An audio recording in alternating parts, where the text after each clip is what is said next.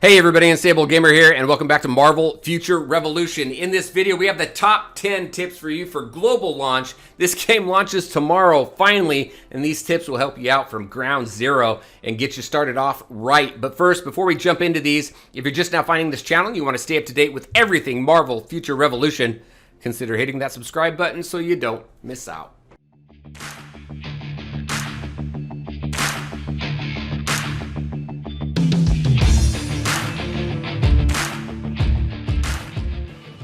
All right, and welcome back. This game launches tomorrow. It's finally here. This game has been in soft launch for a month, maybe a little bit more than a month. And don't worry, don't feel like you're behind or anything, because starting on a new server, everybody starts fresh. So nobody's going to be ahead of you. Everybody who's been playing soft launch is on the Omega Flight server, so just a heads up there. The server list is available, so you can plan with your friends to find out what server you're going to go. But everybody starts fresh on a brand new server unless it's the Omega Flight server. So just kind of, I've seen some comments and stuff like that, so don't worry about that. You are not going to be behind at all.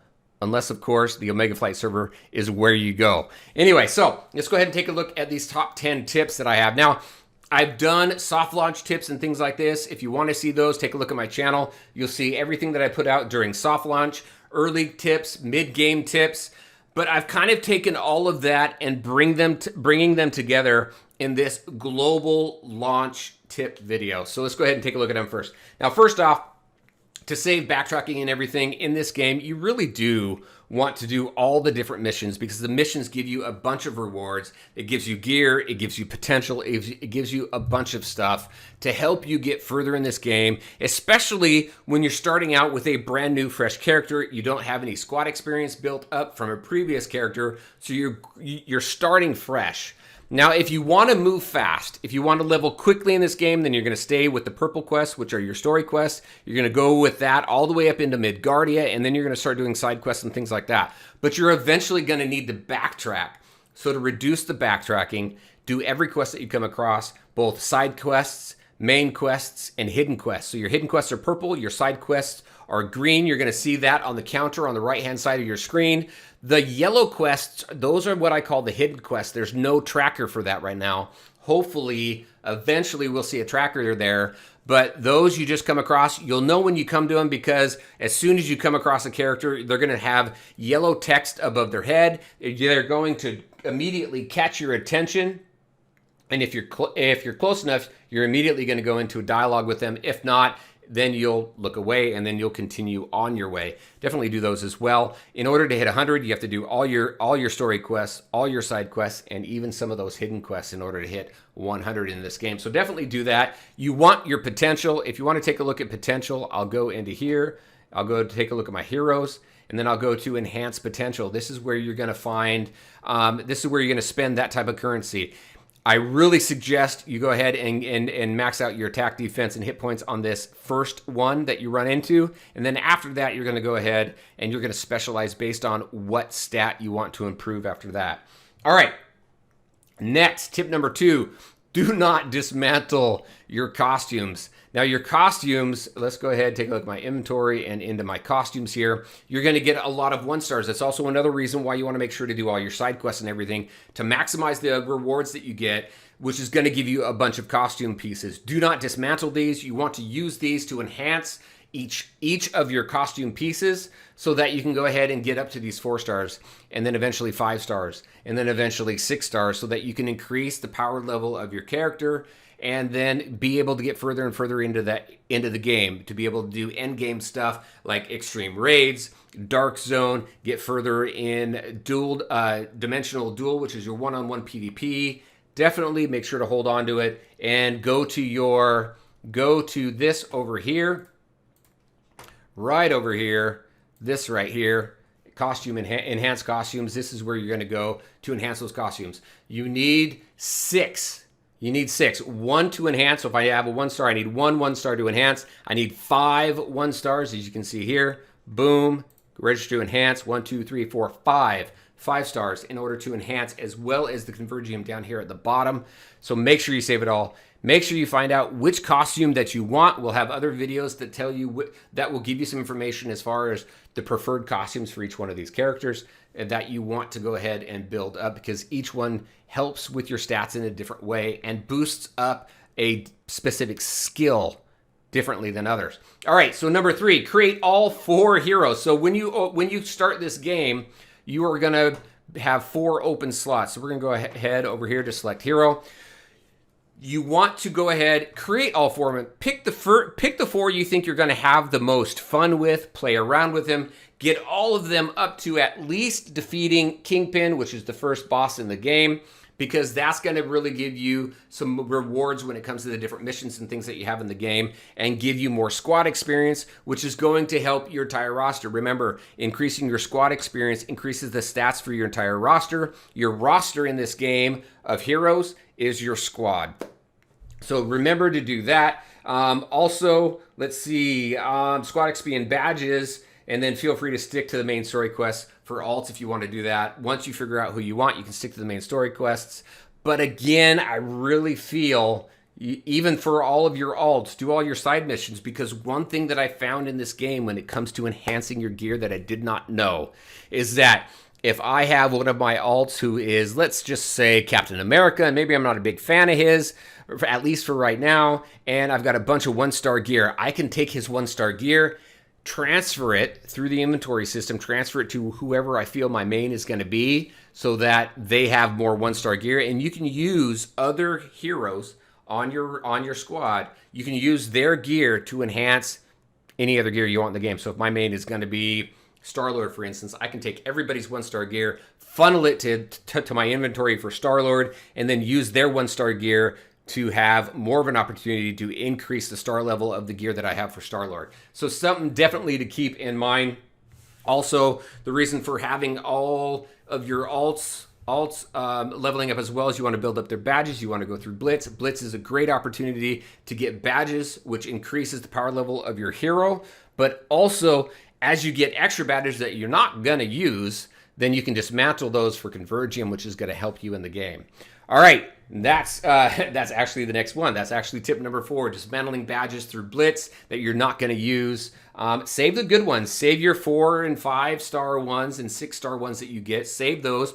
Put them in the squad inventory so you can go ahead and transfer them to other heroes to help them out there. But anything that's a 1, 2, or 3-star, go ahead and dismantle, especially once you're beyond that on your first few heroes, so that you can get the Convergium that's going to help you with everything else in the game. Next, tip number 5, use your crystals. All right, so the crystals, the best use of crystals in this game. Let me go ahead and jump into here. We're going to go into the store. If we go into the store here, and I believe it's in consumables here, you're going to have an opportunity to purchase 4 more spots, 4 extra characters. You're going to use, I can't remember how many crystals it takes, but you'll see it. I think it might be 400 per slot. Anyway, 300 or 400 per slot. Use your crystals to unlock all the additional 4 slots, so you have access to all 8 characters. There are 8 characters in the game. Having access to all 8 characters in the game is really going to help, because it's going to help you build up your gold, which is very important in here and goes very fast. You can see I have 2 million, and 2 million goes super, super fast in this game.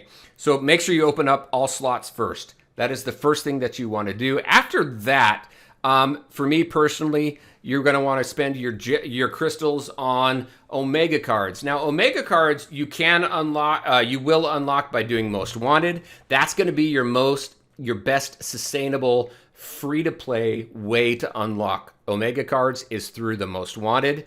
But I also use them on the card draw here, because this is still, for me, this is still the most limiting resource in the game when it comes to taking a look at continually improving the power level of your character.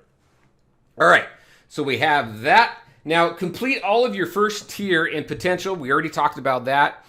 So I guess I gave you another tip unknowingly, well, ahead of time in here. Complete this whole first tier, and then you're going to go ahead and specialize after that based on what you want to do with your character. Next, we're going to go into dodge. You want to dodge. Dodge is a mechanic in this game that is going to save you in PvP and PvE.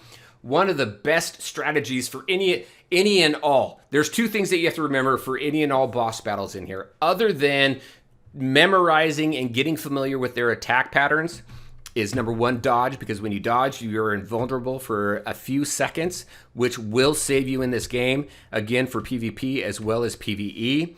And then the next one is stay out of the telegraphs. Stay off of the colored sections on the ground. I don't care what color they are. Get away from them because they're going to cause you damage and pain in some way. The boss battles in this game are pretty easy once you get familiar with their attack patterns, and then you dodge a lot and you stay out of their patterns. Now, you only have 3 dodges at a time, so make sure to use your dodges sparingly, because the worst thing that you can do is need to dodge, and you can't dodge, and then you get taken out. All right, next, auto farm. Auto farm regional materials. Now, in this game, the long game is farming regional materials so that you can craft regional suits. Regional suits are important, and that, again, is going to take you a long period of time to craft. You're going to craft those here, right over here. We're going to go over there in just a second, over in the workshop.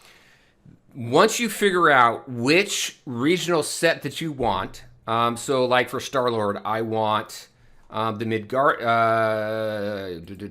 Midgardia costume, which boosts my frost, my chill type abilities here.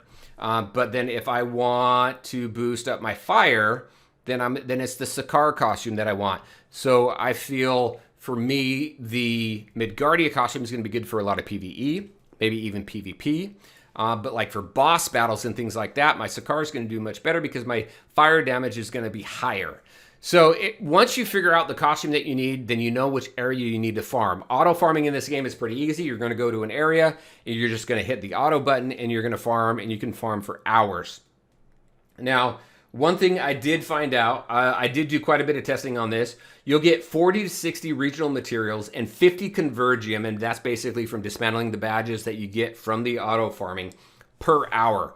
One thing that I did find out is that is going to be a little bit different based on how many people are farming with you, because that reduces the amount of enemies that you are going to be able to collect some of those materials from.